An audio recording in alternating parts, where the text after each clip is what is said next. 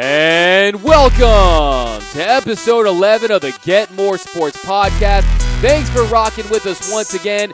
Today we have a jam-packed show for you guys. We have NBA, NHL, NFL. We're doing it all on episode 11, but we have to start with the NBA and get caught up with the NBA Finals. So, Game 5, they staved off elimination. The Warriors went into Toronto. The Kevin Durant return was everything you'd hope for about a quarter and 4 minutes. About 15 minutes of Kevin Durant. He goes down, suffers what appears to be, they haven't officially reported it yet, but by all indications, it's an Achilles tear, which would put him out for over a year. And really, we can talk all about the game. Yes, without Kevin Durant, they wouldn't have won the game.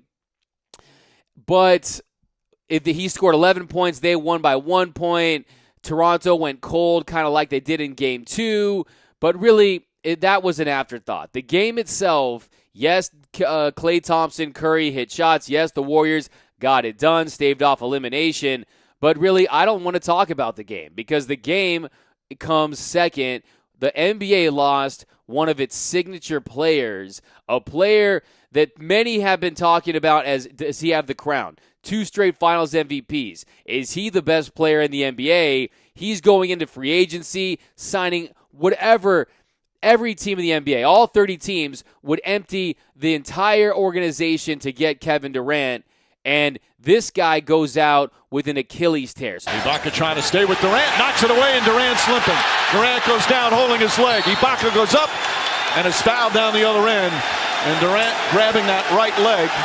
That's what I want to talk about. Warriors, I can't always be right. I thought the Raptors, with or without KD, would still win. But guess what? It didn't get done. I wasn't as confident about it as I was games 3 and 4. But look, I originally have the Raptors in 7. I think Golden State, with the momentum, playing for KD last game in Oracle, that's going to be a tough one for the Raptors to win. So it looks like the original prediction of Raptors in 7 looks more likely. But Kevin Durant, now there's risk and reward if you're Kevin Durant to come back on that busted calf. And really, you can see it from all sides. From Kevin Durant's point of view, from his manager, Rich Kleiman's point of view. Kevin Durant is a guy who has burner accounts. Kevin Durant hears the narrative that's always being written about him, and he says, okay, so now I can go from having a busted calf to rescuing the Warriors and becoming the second team to come back in an NBA Finals down 3-1. I can come back. I can be the hero. I can win my 3rd championship, 3rd Finals MVP. He'd be the modern-day Willis Reed. So that you have to believe that was floating around in the mind of Kevin Durant, but that didn't happen. He comes back. It was clear he had no business playing in that game, and it really was just a stunning sight. It was a stunning sight. You saw that look in his eyes. When a player gets injured, there's a couple ways he deals with it. Either he's slamming the floor, he's grimacing, he's in pain. But Kevin Durant had to look like he saw a ghost. It gave me goosebumps. He was in shock. And that's how you know it's an Achilles tear. That's how you know it's something that's going to sideline you for the foreseeable future. I saw with Kobe Bryant. Kobe Bryant, against the Warriors, he thought that Klay hit him in the back of the leg, and he had this stoic look on his face like, you know it's over. And that's unfortunately the case. And really, to me, it was absolutely ridiculous that he was ever in that game. He should not have been in that game, and he had no business being in that game. After the game, Bob Myers, let's check out Golden State president Bob Myers, one of the brains behind this Golden State dynasty. He does a very rare thing. He's a president of basketball operations who takes the podium after the NBA Finals, and he was very emotional. Check this out from Bob Myers.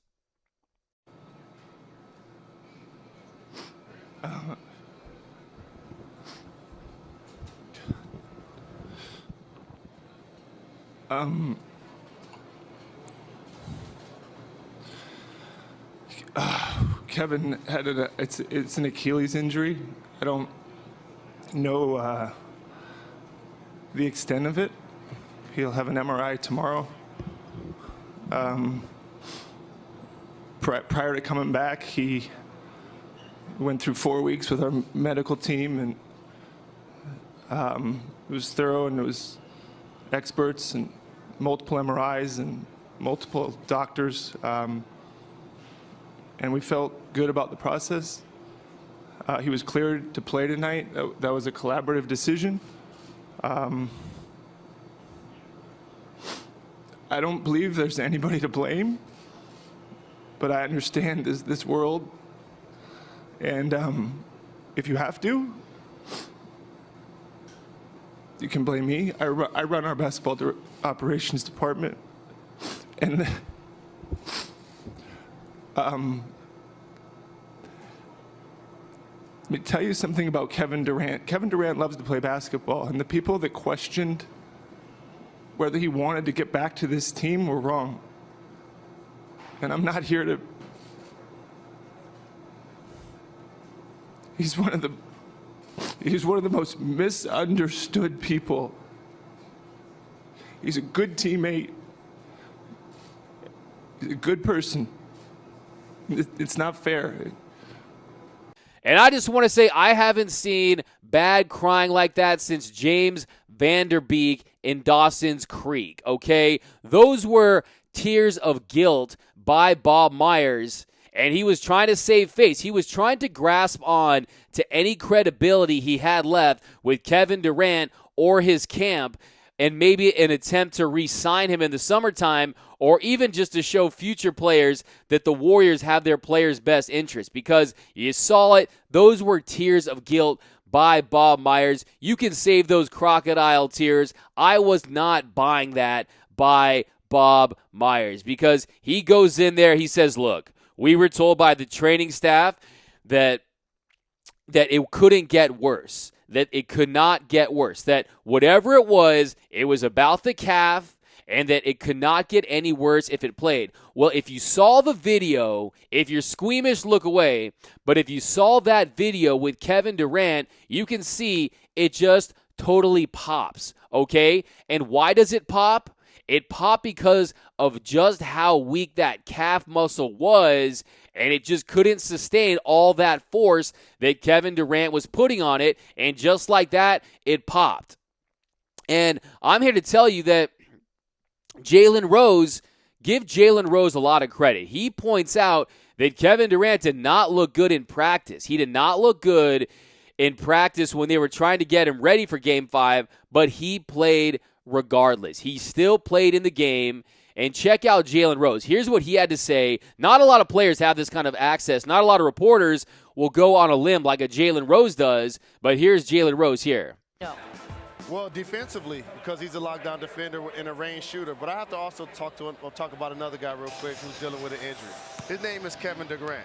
And I'm really familiar with the setup workout that KD had yesterday with the team, Mr. Big Shot and the truth.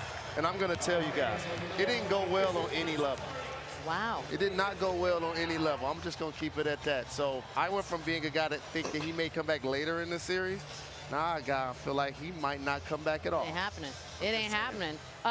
Now, if he's not looking right in practice with no contact, what makes you think in Game 5, in an elimination game on the road in the NBA Finals, those adrenaline levels are going to skyrocket? And when that's the case and your mind is playing at a level that your body can't sustain, it's no surprise this was going to happen. I mean, the odds of this happen, they didn't think it could get worse. Well, the worst happened. I think the odds of it happen were very high considering the circumstances. And really, one thing I want to say is these team doctors, you have to address this situation because it's a conflict of interest. These team doctors, they're hired by the team, and what are they there to do? They're there to keep players healthy.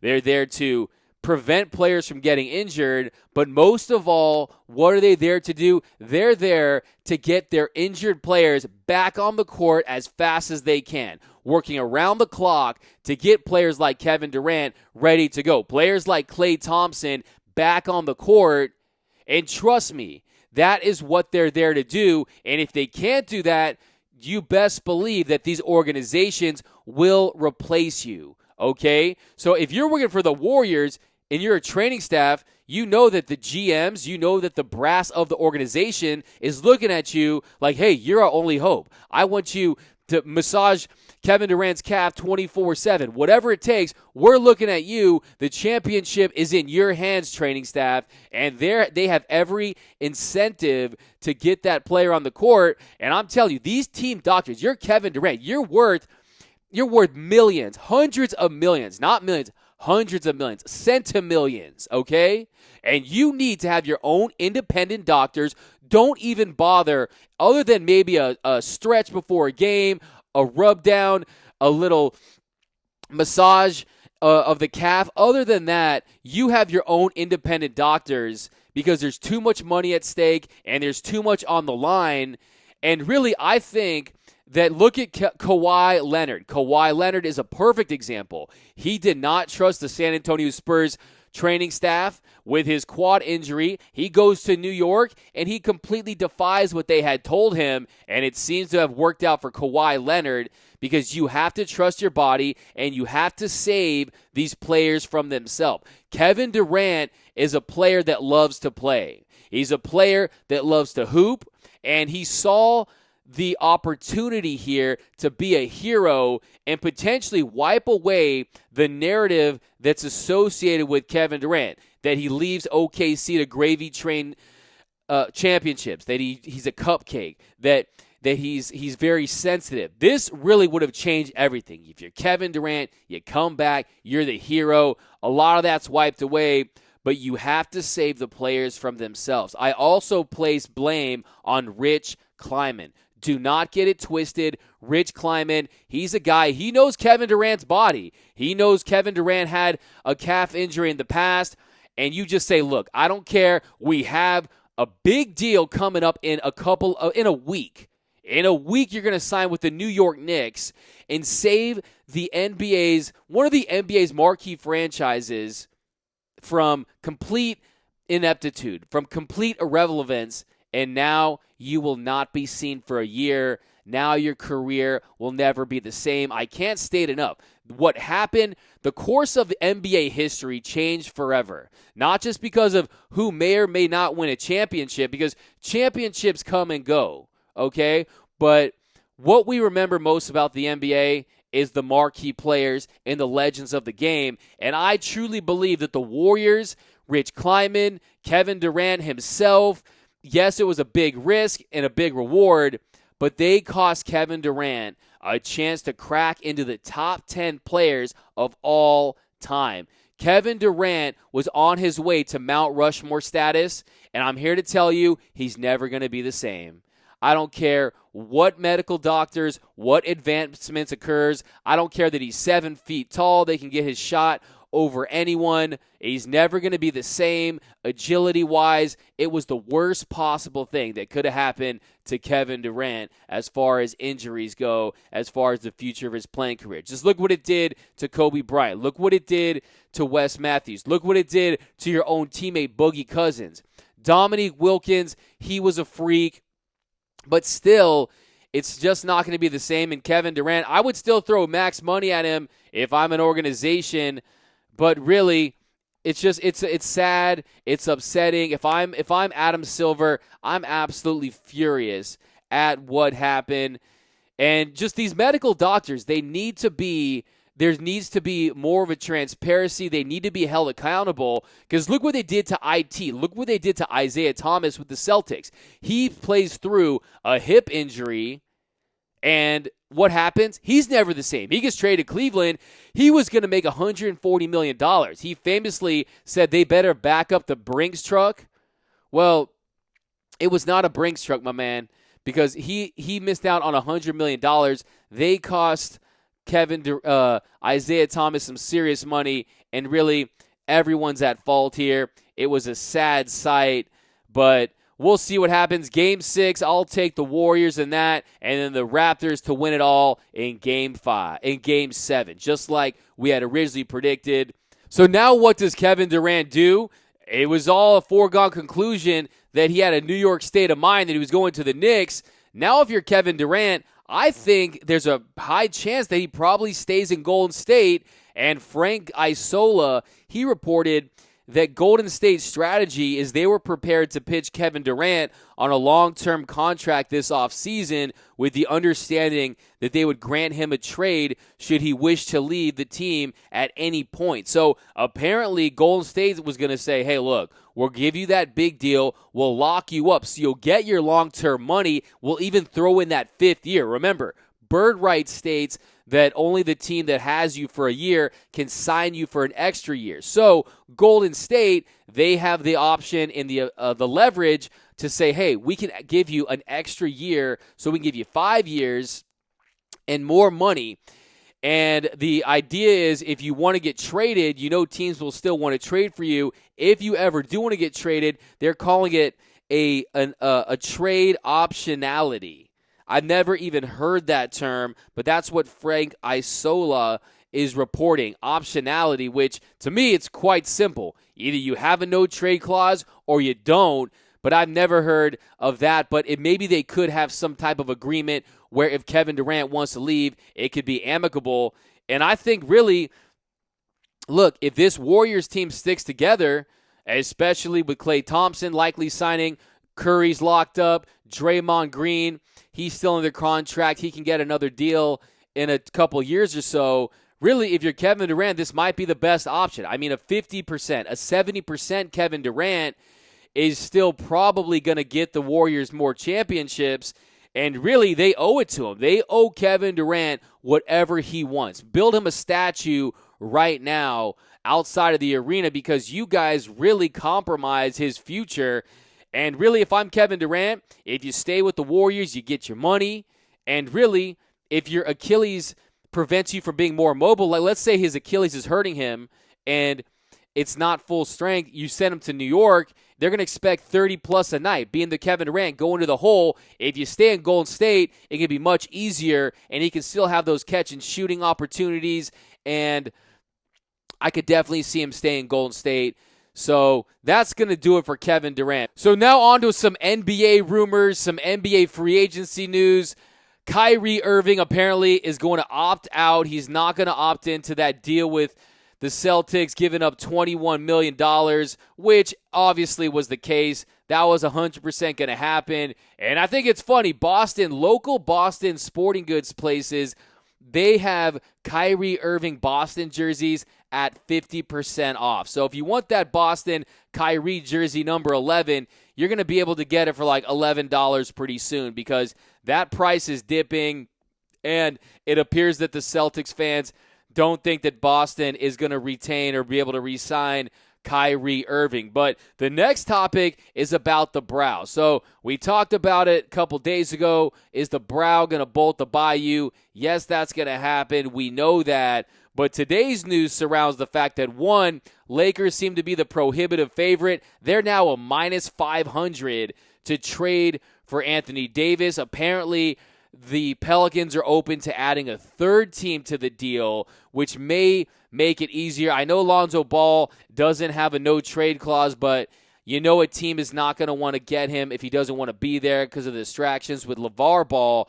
So the Chicago Bulls have been interested in Lonzo Ball, so maybe that third team will get Lonzo. But it appears that Laker fans, you might get what you want and what you've wanted for months and years now, really, in getting Anthony Davis. But today, really the news is about his agent, Rich Paul. So you know, of course, Rich Paul, that's LeBron James's high school friend, his childhood friend, who also runs his agency, Clutch Sports. He's Anthony Davis's agent, and he was really dropping bombs today. He came out today, and he insisted that his plan was never to go public with an Anthony Davis trade rumor. He wasn't going to go public with the Anthony Davis trade request in late January in an article, in a story to Sports Illustrated. Rich Paul said it was necessary to go public. Paul said, when I told you, here's our intentions, and you say, hey, let me talk to ownership, and instead you talking to ownership, you call Anthony Davis, that's called being ignored. That's a no-no, Paul said. Every GM knows that. So apparently, Rich Paul was ticked off that Dell Demps didn't go to Benson, didn't go to the Pelicans ownership to request that trade. He instead went to Anthony Davis to feel it out. And I'm telling you, this is absolutely ludicrous, Rich Paul. I know you think just because you run Clutch Sports, just because, look, you don't know LeBron James, you don't have the job that you have today, and I know it's not what you know, it's who you know, and I know that's worked out. You're definitely a good agent. I'm not taking that away from you. But Rich Paul, what were you thinking? Did you actually think that Dell Demps wasn't going to do that? Did you think that he wasn't going to contact Anthony Davis to see what his feelings were, where he stood, if he really wanted to be traded? Because really, that's what the ownership group is going to tell him. They're going to say, hey, what is the deal? Have you talked to Anthony Davis? Can you imagine if Dell Demps got that trade request by Rich Paul and went right to ownership and said, hey, Anthony Davis, the best player in franchise history, wants to be traded, preferably to the Lakers. What's their response going to be? Well, did you talk to Anthony Davis? If he says no, he should be fired on the spot, because that's what GMs do. GMs understand the dynamic that players have with their agent, and yes, the odds of Rich Paul and Anthony Davis being on the same page and being all hands on deck on trying to get out of that situation are probably high, but still, you got to do your diligence, and you have to really see what they were thinking there. So Rich Paul, this guy needs to calm down. This guy is so power hungry. Everyone accommodates him because of his relationship with LeBron James, and really, he's taking it too far. This whole agent-player mobility dynamic that we're in, this era where players can decide where they want to play, then look, if you want to decide where you want to play, do what Kevin Durant did. Be good enough where you can sign 1+1 deals, and really, you're betting on yourself, and you're not getting that long-term security. So if you want to do that, do that. But if you're under contract, then you have to honor that. And Anthony Davis, it's really turned into a circus today. The same piece said that, teams can trade for them, that Boston can trade for Anthony Davis, but he won't sign in Boston, that he's not going to re-sign with anyone, and he will enter free agency. So they're scaring teams off, and Rich Paul, he's doing whatever he wants. I mean, he's the guy who offered ESPN a sit-down about the Anthony Davis trade situation. Do not get it twisted. Rich Paul knows exactly what he's doing, and he's denying all this stuff. And really, I'm telling you, that's just absolutely ludicrous. At some point, he's a guy who is going to tell you that the moon is Mars and things like that, and just expect you to believe it because he's Rich Paul, LeBron James bro, that from high school, and that he runs Clutch Sports. But look, you're going to burn your bridges around the league, and at some point, I don't know how, because you do have a nice crop, you have a nice stable of elite talent that you represent, but he's really starting to abuse his power, Rich Paul. And today we're going to finish up with the NHL and talk about Lord Stanley's Cup, because the Stanley Cup playoffs, they come to an end. The finale is tonight, Game 7 of the Stanley Cup Finals. Back in Boston, St. Louis Blues, they try to get their franchise's first Stanley Cup against the Boston Bruins. And these two cities, they really have a history when it comes to Game 7. This is the 5th time these cities will compete in a Game 7. The first one was all the way back in 1957, where the St. Louis Hawks were defeated by the Boston Celtics in the Boston Garden. Those same teams played in another Game 7 in 1960. Shout out to the St. Louis Hawks. The St. Louis Cardinals defeated the Boston Red Sox at Fenway Park in the 1967 World Series, and at Sportsman's Park in St. Louis in the 1946 World Series. And of course, the Patriots beat the St. Louis Rams in the Super Bowl. So when it comes to championships, these cities have a history, and this will be the 17th Game 7 in the Stanley Cup Finals and the 20th Game 7 for the Bruins since entering the NHL in 1924, and they have played in the most Game 7s in NHL history. Also, they have a winning record. Boston is 15-12 in its previous 27 Game 7s, which is the most in NHL history. So as far as NHL Game 7s are concerned, Boston has a lot going for it, especially because the game is in Boston, and Boston is 14-8 at home in Game 7. So they're also trying to become the 9th team to win a championship after trailing 3-2. So they were trailing 3-2, and St. Louis didn't close out. They lost the last one 5-1.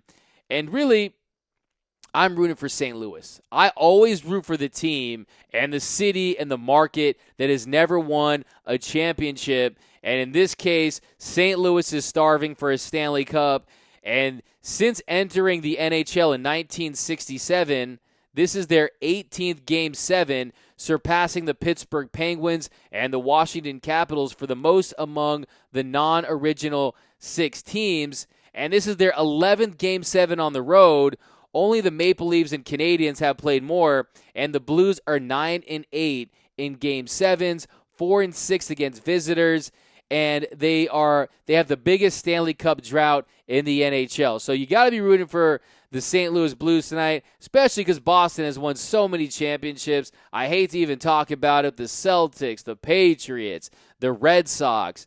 Does Boston really need another championship? But it should be a good one. As far as the game itself, players are getting hot. Ryan O'Reilly, he's been surging for the Blues. 4 goals and 3 assists during the last 5 games. And Boston, they need to find a way to stop him.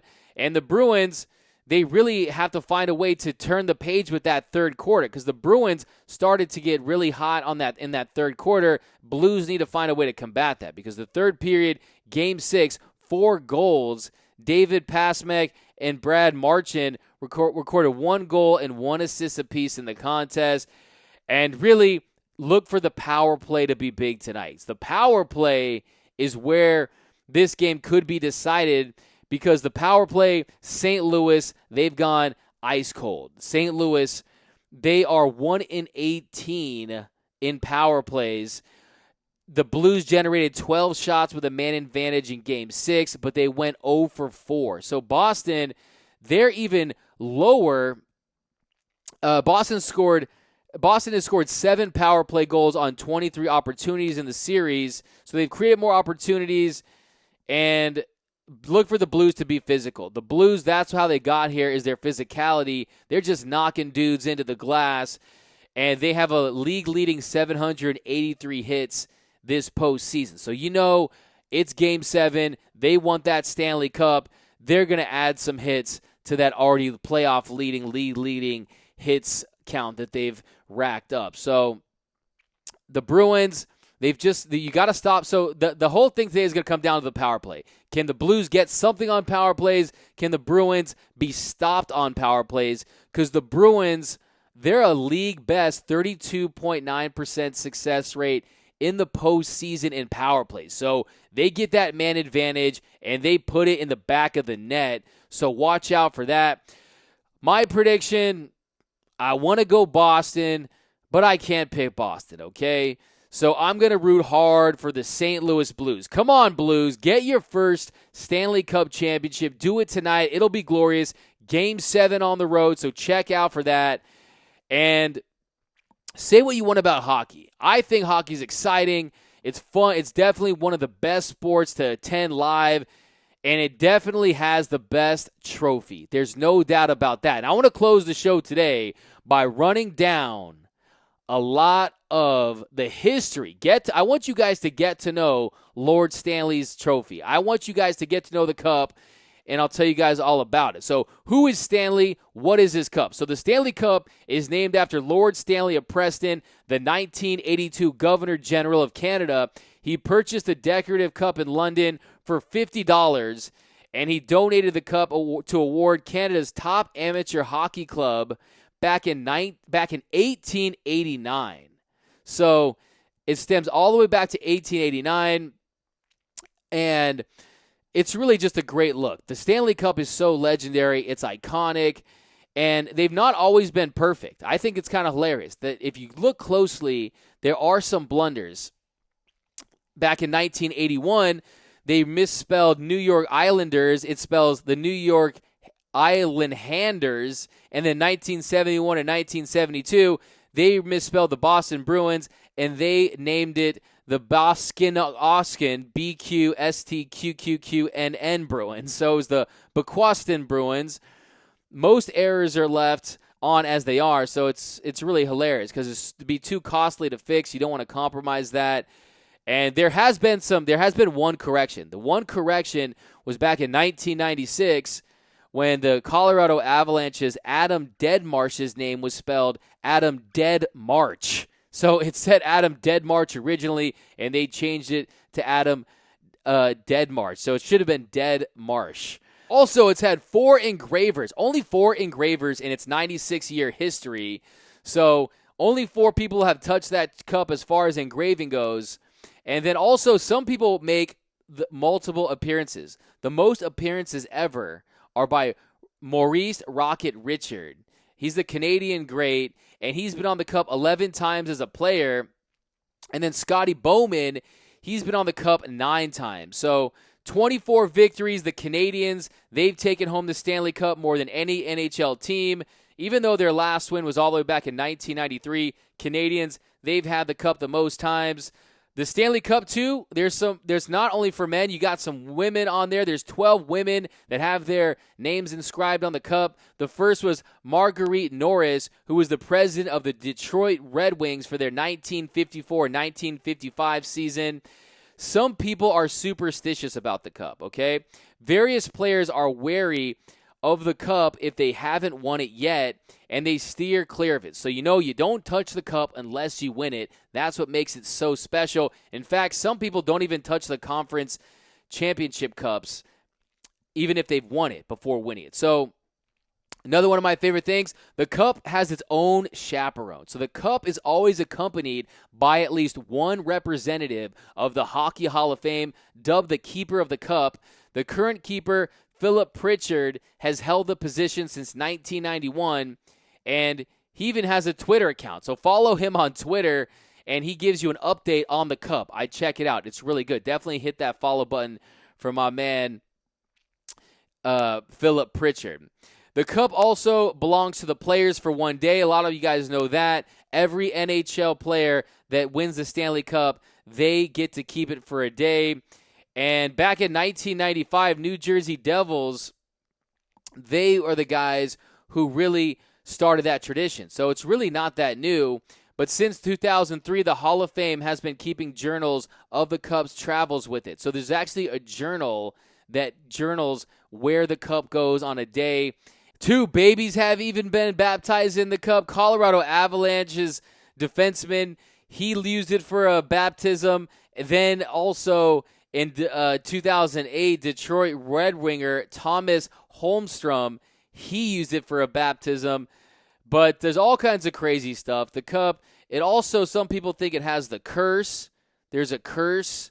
When Mark Messier and the Rangers, they won in 1994, they truly believe that it ended a record 54-year championship drought for the Broadway Blue Shirts. The Rangers hadn't won, and they believe that the curse might have been brought on because the Rangers disrespected the cup all the way back in 1940. So as the story goes, the mortgage on the Rangers' home rink, at the time, it was the 3rd incarnation of the Madison Square Garden. Once they had paid that off, to celebrate the management of the team, they symbolically burned the mortgage documents in the bowl of the Stanley Cup.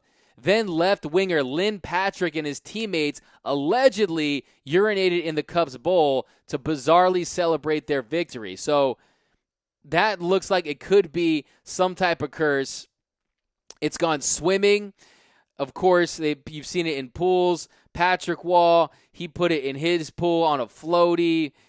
And really, the Stanley Cup, you have to admit, it's a great trophy. Watch it tonight. I'm going with the Blues. I'll give you a score. I think the Blues win tonight 4-3. I think the St. Louis Blues, they get it done. They win their first Stanley Cup championship in franchise history. But that's going to do it for episode 11 of the Get More Sports podcast. Thanks for rocking with us once again. You can find us wherever podcasts are found. Don't forget to find me on Twitter. You can find me at DMac_LA. Hit that follow button. Be ready for a jam-packed show Friday. Friday, we could have the end of the NBA Finals. Anthony Davis could be a Laker by then. So we got a big show for you guys Friday. But thanks for hanging out. Thanks for rocking with us. Have a great rest of your day. And I'm out.